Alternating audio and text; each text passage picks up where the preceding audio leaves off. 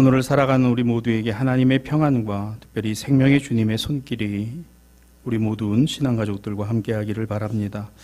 교회는 이제 주현절의 마지막 7번째 주일을 맞이했고 오늘은 특별히 주님 산상 변모 주일로 드려지는 예배입니다.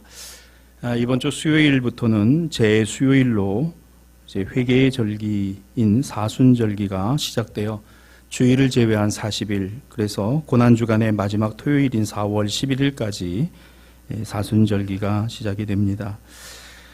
올해는 참 특별한 사순절기일 것 같습니다. 예수 그리스도의 생애와 고난 그리고 십자가의 죽으심을 무엇보다도 다시금 새롭게 조명하고 묵상할 수밖에 없는 우리의 삶을 돌아보게 됩니다. 시간이 지날수록 확산되고 있는 코로나19의 문제는 불과 일주일 사이에 지난주에 제가 설교를 시작할 때 이제 좀 진정되고 있는 상황인 것 같습니다라는 말씀이 무색할 만큼 이제는 지역 간의 확산으로 급속도로 확대되고 있는 양상입니다. 참 큰 혼란에 빠져 있고 또 한국 교회로서도 초유의 지금 사태가 계속해서 이어지고 있는 상황입니다. 더군다나 그 진원지가 우리와 가까운 지역들이 있고 이제는 전국적인 확산을 염려해야 되는 상황 가운데 있습니다. 교회라는 이름을 가진 모임이 있기 때문에 더더군다나 세상은 예민하게 바라볼 수밖에 없습니다. 이제 교회는 이러한 초유의 사태를 맞이해 대응해야 하는 상황이 되었고 우리 교회도 오늘 예배부터는 이 상황에 대비하기 위한 방안을 만들어 잠시 뒤에 여러분들에게 공지하도록 하겠습니다. 하지만 분명한 사실이 있어요. 교회 공동체도 사회적 공동체입니다. 교인은, 그리스도인은, 성도는 하나님 나라의 시민이지만 대한민국의 국민이고 시민, 민주사회의 시민이라는 사실을 여러분 항상 잊지 마시기를 바랍니다. 오늘 구약의 제1독서 출애굽기 24장은 모세가 시내산에서 하나님께로부터 말씀의 계명을 받는 장면을 기록하고 있습니다. 모세는 여호수아와 함께 이 시내산에 올라갔어요. 구름이 산을 가리고 여호와의 영광이 시내산 가운데 머무르었던 6일 동안 모세는 이 산에 올라갔고 하나님의 말씀 가운데 제7일에 이제 그 말씀들을 십계명의 돌판에 새기게 되었습니다. 하나님의 임재가 오늘 이 산에 임하였고 이 임재 앞에 모세가 섰지요. 모세는 어떤 기분이었을까요? 여러분 성경을 읽으실 때 그냥 읽지 마시고 여러분이 모세가 되어보세요. 여러분이 다니엘이 되어보시고 여러분이 엘리야가 되어보십시오. 여러분이 베드로가 되시고 여러분이 바울이 되어보십시오. 그러면 또한 여기에 다스른 은혜가 있습니다. 지금 모세는요 이스라엘 백성들을 끌고 애굽에서 나와 광야 여정을 시작하는 바로 그 초입에 하나님의 임재 앞에 섰습니다. 어떤 마음이었을까? 이 백성들을 내가 이끌고 나와본 경험이 없어요. 한 번도 경험하지 못한 광야의 여정을 가되 이제는 혼자의 길이 아니라 이 이스라엘 백성과 함께 해야 하고 이들을 어디까지요? 가나안 땅까지 인도해 가야 할 책무를 갖고 있으니 야, 나도 능력의 사람이구나. 내가 하니까 이적이 일어나는구나. 내가 하니까 기적이 일어나는구나. 이런 마음이 아니라 정말 천신만고 끝에 우여곡절 끝에 하나님이 저를 부르신 것도 하나님이 저를 부르신 미디안 광야도 오늘 그가 애굽의 왕실에서 자란 것도 태어나서 생명을 부지한 것도 그리고 이 백성들을 끌고 나오기 위해서 하나님이 행하신 그 모든 기적과 역사의 능력도 자신은 안 하겠다라고 했지만 결국은 하나님이 인도에 가신 그 우여곡절 끝에 시내산에 섰을 때 두려움, 염려, 근심, 걱정, 하나님 어떻게 이들을 인도해 가야 합니까?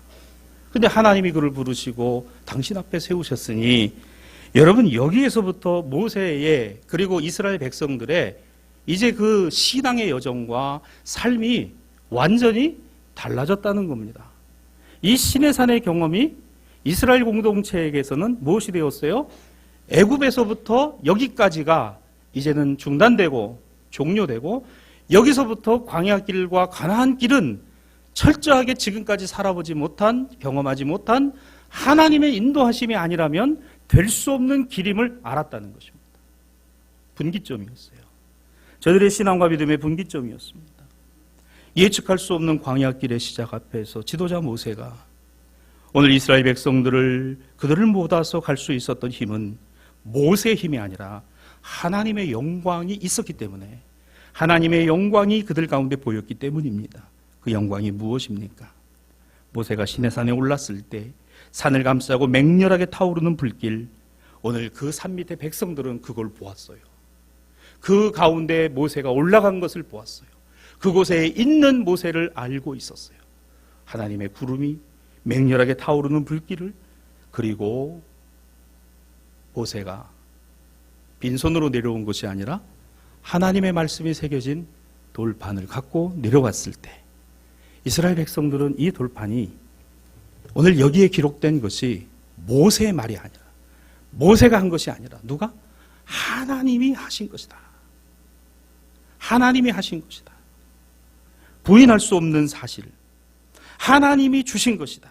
그들에게는 정말 귀하디 귀한, 가장 값진 소중한 보배와 같은, 그들은 그 돌판을 대할 때 하나님을 만나고 하나님을 대하고, 그래서 이것을 언약궤 안에, 그래서 성막의 성궤 가장 중요한 곳에 보관을 하고 가는 곳마다 이곳을 중심으로 해서 신앙과 믿음의 생활을 해대 얼마를요? 40년을 어디에서요? 광야에서요. 살아보지 못한 그 인생길에 이어갔던 것입니다. 여러분, 이게 뭘까요?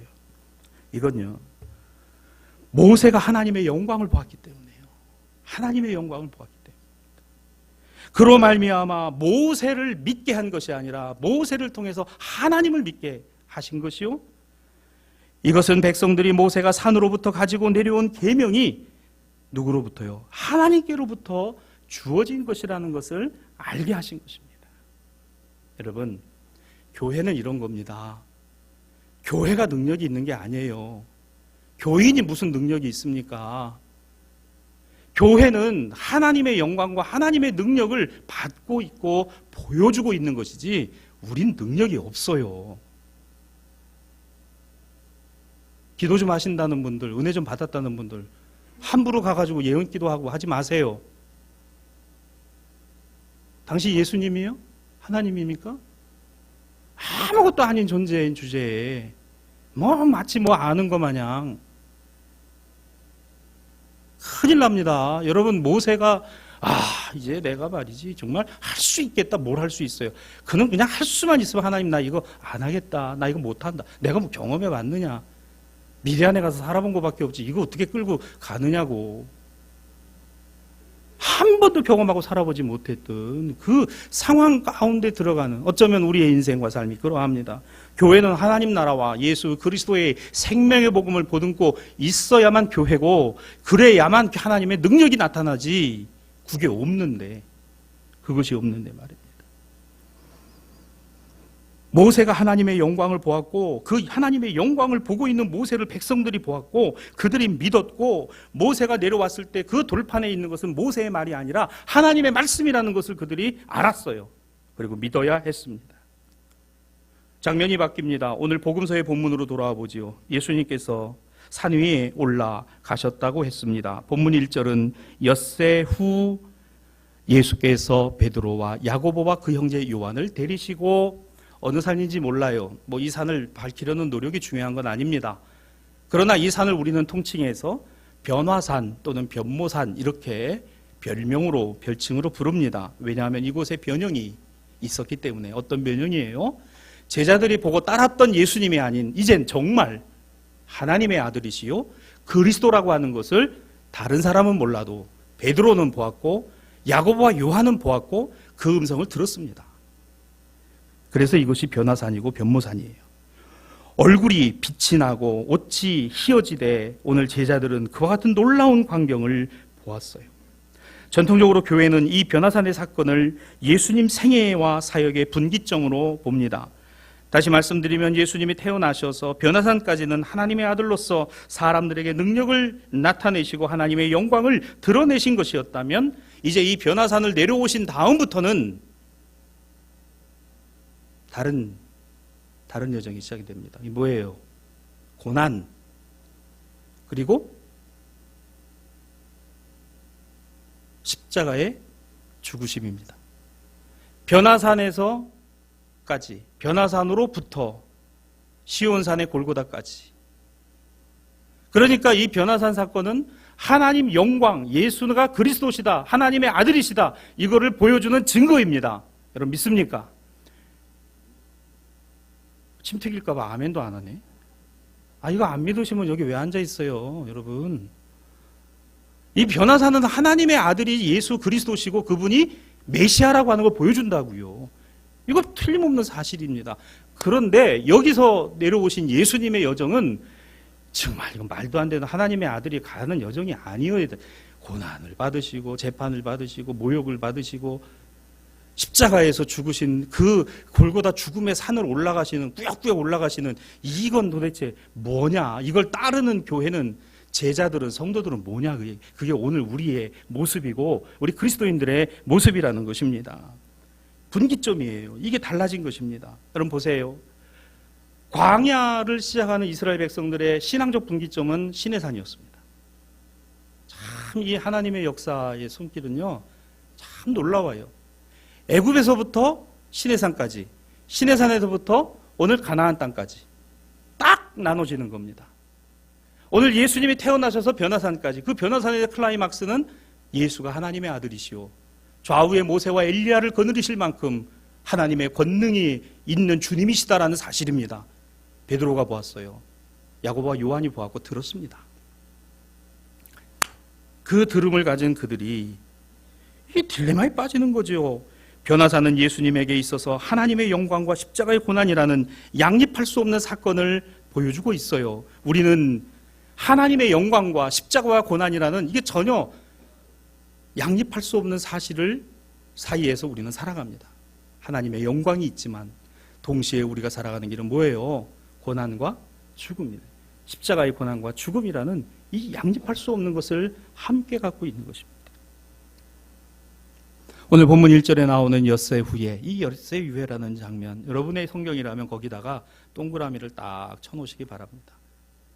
앞서 출애굽기 24장에 하나님의 영광이 시내산에 나타났을 때 그 구름과 그 연기 가운데, 그 타는 불꽃 가운데는 6일이라는 시간, 참 이 6일이라는 시간이 대단히 중요하고 의미를 갖고 있다는 것을 알게 돼요. 여러분 오늘 여기 복음서의 6일 엿새 후에, 이 엿새 후에라는 장면을 이해하시기 위해서는 그 앞에 마태복음 16장 가이사라 빌립보에서 예수님과 제자들이 가실 때 사람들이 나를 누구라 하느냐, 뭐 이런저런 얘기들 하죠. 베드로가 나서서 주는 그리스도시요 살아계신 하나님의 아들이십니다. 예수님의 칭찬을 듣습니다. 이어 예수께서 잘 들으세요. 고난 받으시고 죽으셔야 되겠다라는 말씀을 하니까 급기야 베드로가 얼굴을 확 바꿔버립니다. 주님, 그리하지 마옵소서. 항변하며 예수님의 길을 가로막습니다. 그러자 예수께서 비켜라 정도가 아니라 사탄아 물러가라 라고 말씀하세요. 이 사건이 있은 지 며칠이에요? 6일 지난 날에 예수께서는 베드로와 야고보와 요한을 데리시고 이 산에 올라가신 것입니다. 우리가 베드로예요. 잘 믿는다고 하지만은 막상 고난이 오고 어려움이 오면요 발 뺍니다. 아니라고 그래요. 사탄아 물러가라. 그리고 그 예수님께서는 그를 데리고 산에 올라가셔서 오늘 하나님의 영광, 내가 곧 그라 라고 하는 그 영광을 보여주십니다. 참 놀라운 것이죠. 하나님은 모세를 사랑하시고 하나님은 베드로를 사랑하시고 이 깨지고 이 별것 아닌 이런 하루아침에도 몇십씩 바뀌는 이런 인생들을 하나님은 참 버리시는 게 아니라 참 끔찍이도 사랑하시니 저와 여러분을 그렇게 사랑하시는 거죠. 그렇게 사랑하시는 거예요. 그냥 잘 믿는 것 같다가도 그냥 조금 있으면 그냥 획 돌아가고 모세도 말이죠. 참 그 하나님의 말씀 들으면서 뭐 가라 그러면 우리 같으면 그럴 거 아니에요. 주님, 제가 주님 믿고 가겠습니다. 이래야 될 텐데 내 나이를 보세요. 내가 이제 나이가 몇인데 뭐 지팡이 짚고 가라는 거면 너 지팡이 던져봐라 그러고 뱀이 되고 붙잡으니까 그러고 그리고 나는 말도 잘 못하고 혀도 뻣뻣하고 뭐 온갖 핑계를 다 대고 말입니다. 그런 모세를 하나님이 여전히 그를 붙들고, 베드로를 보세요. 베드로에게 있어서 이 사건은 예수님을 따르는 제자의 영적인 분기점과 같은 사건이 됩니다. 나중에 뒤에 나오는 말씀을 통해서 우리가 보게 됩니다. 하나님의 능력이 예수에게 있고 예수님만이 하나님의 구원을 이루시는 분이라는 것입니다. 사랑하는 여러분, 사실 우리가 예수 신앙과 믿음의 가르침을 따라 살아가는 건요, 결코 쉽지 않아요. 왜 그렇을까? 우리 생활이 이미 세상적인 것에 너무 많이 배어져 있기 때문에 그렇습니다. 교회는 오직 예수 그리스도의 복음을 전하고 가르치는 것에 있어야 하고 하나님의 말씀과 복음의 내용을 전해야 합니다. 성도들은 이것을 바라봐야 하고 이것이 눈에 들어오고 이 복음이 우리 귀에 들려와야 합니다. 그런데 교회는 이걸 이야기하지 않아요.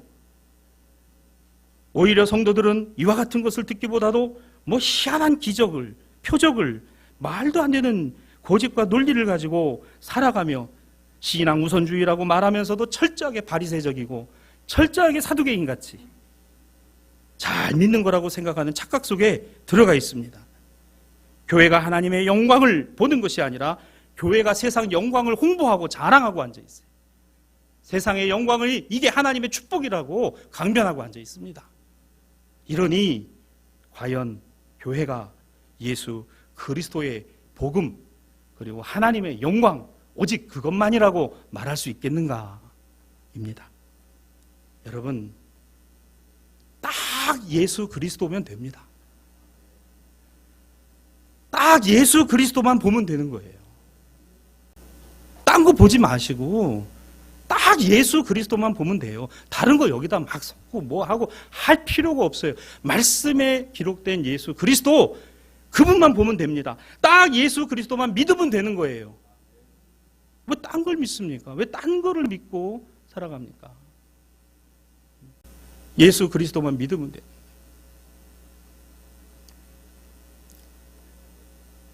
오히려 하나님의 영광 아니라 세상 영광 구하고 앉아있는, 이걸 성경은 이렇게 말합니다. 헛된 우상. 세상에서 그리스도인이 온전한 시민으로 살아가기보다 엉뚱한 방향에서 신앙이 우상 노릇하고 앉아있어요. 이게 뭡니까? 저 광장이라는 곳에 나가 있는 이들을 보십시오. 거기 나가 있는 목회자, 거기 나가 있는 교인들을 한번 보세요. 도대체 무슨 영광을 구하고 있는 겁니까? 뭘 바라고 있는 거예요? 시내산 아래에서 하나님의 영광이 시내산에 임하고 오늘 그곳에 모세와 여호수아를 부르신 하나님은 하나님의 말씀을 전하고 계실 때 시내산 아래의 모습을 우리가 기억합니다. 황금 송아지를 숭배하며 오늘 이것이 우리를 여기까지 인도한 하나님이라고 말하고 광란의 축제를 벌이던 이스라엘 백성들, 오늘 국가사회의 위기와 어려운 상황 가운데에서도 광장에서 성경을 흔들어대며 태극기를 흔들고 성조기를 흔들면서 하나님의 영광이라고요? 그들이 시내산 아래에서 황금 송아지를 만들어 놓고 이게 하나님이다라고 말한 사람과 무엇이 다릅니까? 여러분 눈을 똑바로 뜨고 보세요. 시대와 역사를 바로 보지 못하면 오늘 우리 그리스도교 신앙은 없어질 수밖에 없어요. 하나님이 없애시는 게 아니라 우리가 없앤다 그 얘기입니다. 이게 위기입니다. 이것이 가장 큰 위기예요. 죄인인 인간을 메시아인 양 숭배하며 예수의 복음 안에다 교묘하게 온갖 말로 섞어 나와서 그가 마치 메시아인 것을 믿게 하며 미혹하며 현혹해서 오늘 신천지 파멸의 길로 빠지게 한 사람들을 보세요.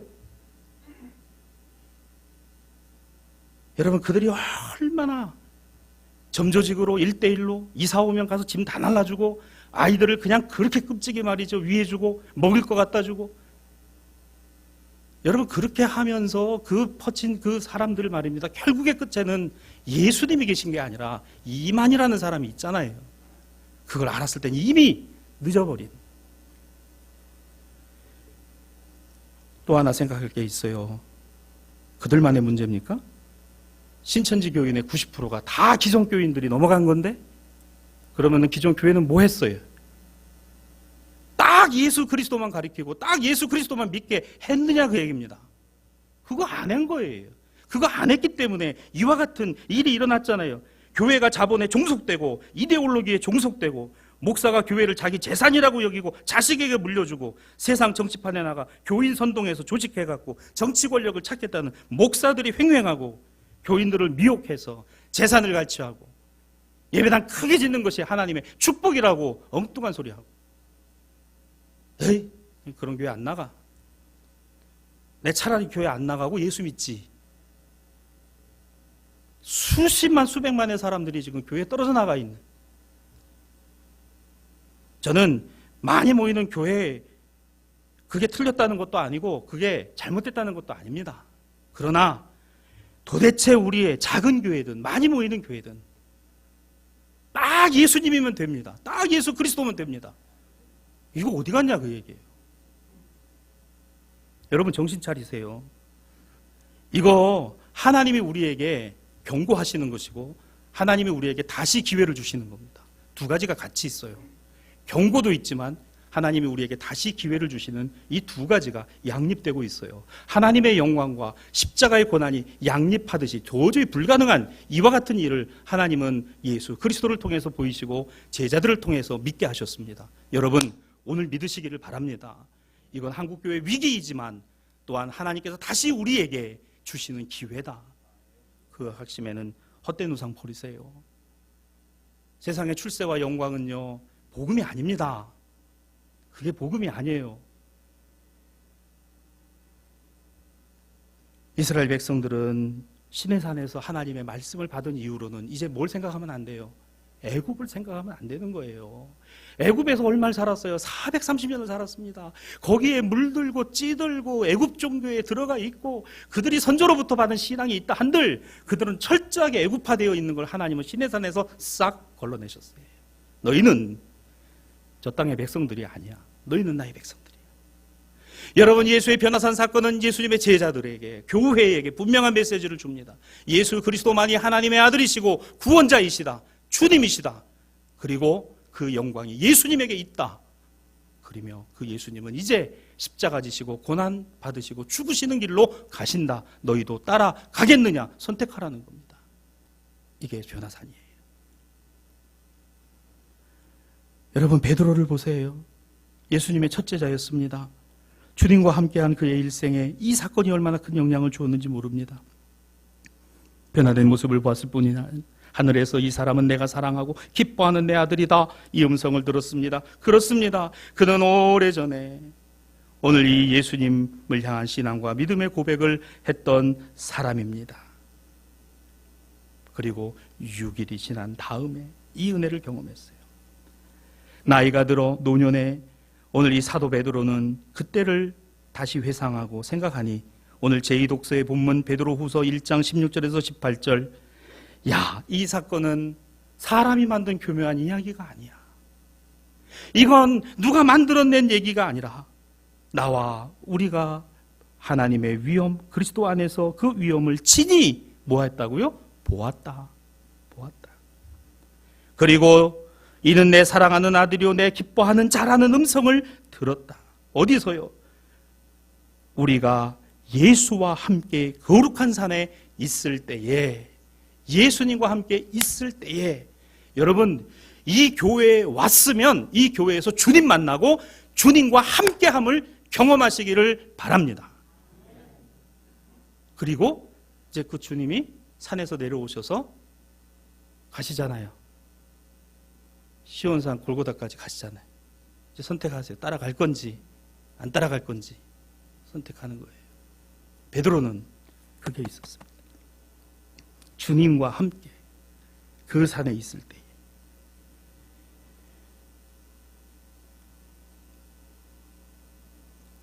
늘 그랬을까요? 때로는 희미해져가고 때로는 그 기억이 가물가물해졌겠죠.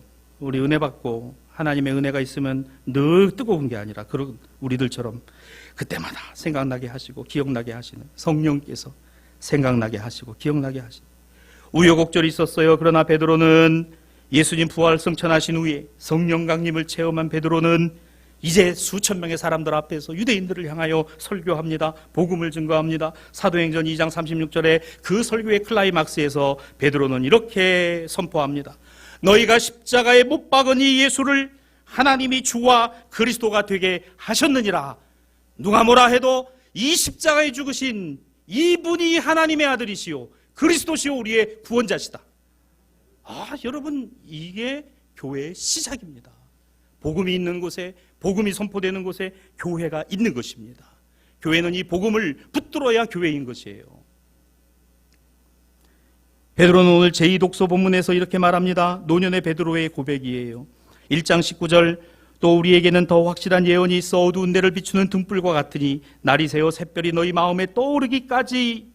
그렇습니다. 예수 그리스도 하나님의 말씀이 육신이 되신 그분은 우리 영혼에 빛나는 진리요, 오늘 예수 그리스도는 우리 마음에 반짝반짝 빛나는 샛별처럼 자리 잡으신 것이니, 오늘 이와 같은 세상의 풍파와 어려움이 인생의 고달픔 가운데도 그 주님과 함께 그 주님에 드러난 하나님의 영광을, 그리고 그 주님이 걸어가시는 그 길을 묵묵히 따라가는 그리스도인과 성도가 교회입니다.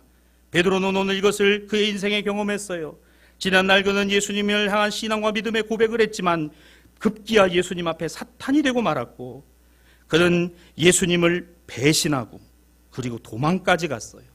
그리고 갈릴리 가서 예수님 없는 인생을 살아갔던 그 앞에 나타나신 주님 앞에, 네가 나를 사랑하느냐 3번 물으신 주님 앞에, 3번 부인한 베드로를 3번 인정한 예수님 앞에 엎드러진, 성령이 그 안에 임하고 예루살렘에 돌아와 그가 담대하게 외친 설교는 이 십자가에 못 박이신 이가 그리스도시요 하나님의 아들이시다, 우리 주님이시다. 이처럼 변화사는 예수님뿐만 아니라 제자들이 가는 길에 분기점이 된 사건입니다. 사랑하는 우리 대사의 신앙가족 여러분, 예수님이 하나님의 아들이심을 믿는 신앙은 우리 기독교 신앙의 근간이며 본질입니다. 우리의 구원과 직결되어 있는 문제예요. 이것만을 붙드시기를 주님의 이름으로 축원합니다. 이 말씀을 적용해 봅시다. 코로나19가 확산되고 있는 이 한 주간 사이, 이 6일이라는 시간을 묵상해 봅니다. 어떤 사람들은 이런 얘기를 해요. 하나님의 진노다, 하나님이 내리시는 징벌이다. 그렇습니다. 그런데 그 대상을 이렇게 선정해요. 중국의 공산당을 심판하시고 이 정부와 대통령을 심판하신다라고 강단에서 말도 안 되는 소리를 떠들어댑니다. 그렇습니까? 성경 말씀에 나오는 하나님의 진노와 하나님의 징벌은 철저하게 당신의 백성들을 향해 있다는 것을 기억하십시오. 당신의 선민들을 향해 있었고 당신의 교회를 향해 있었지, 하나님은 세상을 이처럼 사랑하사 착각하고 앉아 있습니다. 그렇게 말하고 있는 교회와 지도자들은 지금 일부 한국 교회가 보이고 있는 모습, 하나님의 영광이 아닌 헛된 영광을 구해온 모습을 과연 모른다고 할 수 있습니까? 아니면 그 안에 있기에 보지 못하고 듣지 못하는 것 아닌가? 오늘 이 사건에 담긴 하나님의 메시지는, 복음적인 메시지는 오늘 영적인 감각을 갖고 있는 복음적 교회 교인들은 알고 있어요. 누구를 향해 있는 것인가? 교회가 깨달아야 되고 성도들이 깨달아야 되는 일이지, 이 감염을 두고 맹비난을 합니다. 여러분, 이거는 윤리적인 선택의 문제가 아니에요. 또한 이번 확산의 진원지로 지목된 신천지는 이 사건으로 말미암아 분명 국가사회로부터 철저하게 이것이 파헤쳐지고 쇠락의 길을 거둘 것은 자명한 일입니다. 그들의 거짓된 모습들이 낱낱이 드러날 것이에요. 이건 나중에 문제입니다. 교회도 이 질병으로부터 자유롭지 않은 것이 사실입니다. 정통교회의 신앙과 믿음을 다시 한번 되돌아보는 오늘 한국교회 어쩌서는 이 초유의 사태가 우리 신앙과 믿음의 분기점이 될 수도 있다는 것입니다. 공공재로서의 교회가 사회적 신뢰를 회복할 수 있느냐, 아니면 철저하게 반사회적 집단으로 낙인 찍어져서 예수 생명의 복음을 폐기시키는 우를 범할 것인가 라는 것입니다. 대부분의 정통교회들은 오늘로부터 예배를 폐하거나 모임을 취소하는 등의 결정을 하고 있습니다. 이를 두고 교회 내 일각에서는 이런 이야기를 해요. 신앙적인 이유를 들며 어떻게 예배를 폐하고 예배를 안 드릴 수 있겠느냐? 하나님이 그 질병도 치료 안 해주신다더냐? 이게 여러분 밖의 얘기가 아니라 교회 안에서 이런 소리를 하는 이런 교인들이 있습니다. 마치 자기 신앙이 옳고 옳은 것 마냥. 비공식적인 겁니다만 이런 말 하는 분들 치고 예배 잘 나오고 기도하는 분들을 못 봤다는 목사님들의 제보가 있습니다. 그게 신앙인 줄 알아요. 경건치 못하고 믿음이 없는 거라고 어떻게 예배를 안 드리느냐고 말입니다. 여러분 정말 신앙이 뭔지 아세요? 초기 그리스도교 신앙은 제국 로마 앞에서 철저하게 그들이 낮아졌고 철저하게 그 로마의 질병과 어려움 앞에서 당신들의 몸을 헌신해서 오늘 그들이 죽어가는 한이 있더라도 예수 사랑과 은혜를 전했지, 누구를 비난하고 오늘 이 질환과 질병이 누구의 탓이라고 말한 적 한 번도 없습니다. 그게 우리 초기 그리스도교 신앙의 공동체의 모습이었어요. 오늘 그들을 통해서 하나님의 사랑과 은혜들이, 그리고 순교적 헌신과 삶으로 질병이 창궐하던 유럽 전역에 오늘 예수를 믿는 그리스도인들의 헌신과 순종적인 삶이 오늘 그 유럽의 사회에 그리스도의 복음이 전파되는 역할을 감당했는 것입니다. 이게 교회사예요. 여러분, 우리 한국교회가 이민족이 어렵고 힘들어왔을 때 어떻게 해왔습니까? 여러분 정말 모릅니까? 본질과 비본질을 분명하게 구분하지 못하는 것이 오늘의 현실입니다. 교회가 지금 이와 같은 결정을 내리고 오늘 한국교회가 복음적인 교회들이 여기에 대응하는 것은 오늘 이것이 복음을 지키고 우리의 신앙과 믿음을 보다도 분명히 확고히 하는 일이라는 것입니다. 여러분, 해외에 출장 가서 거기 가서 예배 드리잖아요. 해외에 출장 가신 분들 토요일 날 비행기 타고 돌아와서 주일 날 예배 드리고 또 그 출장지 갑니까? 안 가잖아요. 병원에 입원했을 때 교회 못 나오잖아요. 움직일 수 없는 상황이 되면 교회에 못 나오면 그럼 예배 안 드립니까? 내가 있는 자리에서 성경을 펴고 신앙 고백하고 찬송을 내가 부르고 말씀을 읽고 기도하고 하나님의 은혜를 구하고 거기가 예배의 자리고 그게 예배잖아요. 말하는 분들 조심하십시오. 교회가 예배를 폐했다 천만에요. 예배의 시간과 장소가 옮겨졌어요. 여러분의 가정으로 옮겨진 겁니다. 여러분 생업의 자리로 옮겨진 거예요. 우리는 모이는 예배일 뿐만 아니라 흩어지는 예배자들입니다. 이게 교회의 본질입니다. 교회는 사회적 공공재로서 하나님 나라의 성도인 교인들이 또한 대한민국의 국민이자 오늘 바른 민주 시민들이라는 사실을 여러분 명심하시기를 바랍니다. 교회가 이 코로나19 상황에서 대처하는 이 방법들은 저는 두 가지 의미가 있다고 생각합니다. 하나는 이제 교회를 세상 안에서 정말 하나님이 이 공동체를 통해서 세상을 변화시키고자 하시는 능력을 보여줄 수 있느냐. 세상 사람들은 교회를 이렇게 얘기합니다. 비합리적인 집단이라고, 아주 몰상식한 집단이라고 봅니다. 지금 우리가 괴로워하고 힘들어하는 것은 신천지 사람들을 교회라 부르고 그들을 교인이라고 말하고 있기 때문이에요. 그러나 아십니까? 세상 사람들은 그들이나 우리나 똑같다고 생각을 해요. 틀립니까? 맞습니다. 똑같다고 봐요. 여러분, 우리가 압니다. 똑같습니까? 우리는 하나님의 영광을 본 사람들입니다. 우리는 예수 그리스도를 따르는 사람들이에요. 그들과 달라요. 다르다는 것 세상에 보여줘야 합니다. 우리는 대한민국의 국민이고 민주 시민들이에요. 그 시민의 역할을 감당해야 합니다. 교회는 거룩한 산에서 주님과 함께 있습니다. 또한 그 주님과 함께 걸어갑니다. 두 번째 의미가 있어요. 교회에서 건물로 주어진 예배, 모임의 예배만이 아니라 우리는 흩어지는 예배자들로 이제 우리의 가정과 생업의 자리에서 이 예배를 이어갈 것입니다. 우리는 다 부르심을 받은 하나님의 자녀들이지만 또한 보내심을 받은 그리스도의 제자라고 하는 사실을 이번 기회에 우리가 분명히 보다 더 명확하게 확증하고 확인할 것입니다. 여러분들에게 준비된 오늘 이 예배 순서지들이 있어요. 나가실 때 여러분은 가져가세요. 오늘 오후 예배, 수요 예배, 새벽 기도 다 준비해 놨습니다. 여러분의 삶의 자리에 가셔서 가정에서 여러분이 편한 시간에 하십시오. 예배 드리십시오. 예배를 폐한 게 아닙니다. 과거 예루살렘 교회가 외적인 요인 앞에, 박해 앞에서 그들은 원치 않은 흩어짐을 당했어요. 예루살렘의 교회가 그러나 없어졌습니까? 유대와 사마리아와 땅끝까지 이르러 복음의 증인이 되는 기회가 되었습니다. 이것이 사도행전의 기록입니다. 로마의 복음이 아니었어요. 예수의 복음을 전했습니다. 황제의 복음이 아니었어요. 하나님 나라의 복음이 전해진 것입니다. 여러분, 이제 여러분의 삶의 자리에 가셔서 어렵고 힘든 이들에게 여러분 손세정제를 한 번 더 발라주시고 힘내라고 격려해 주시고 그리고 위에서 중보하고 기도해 주세요.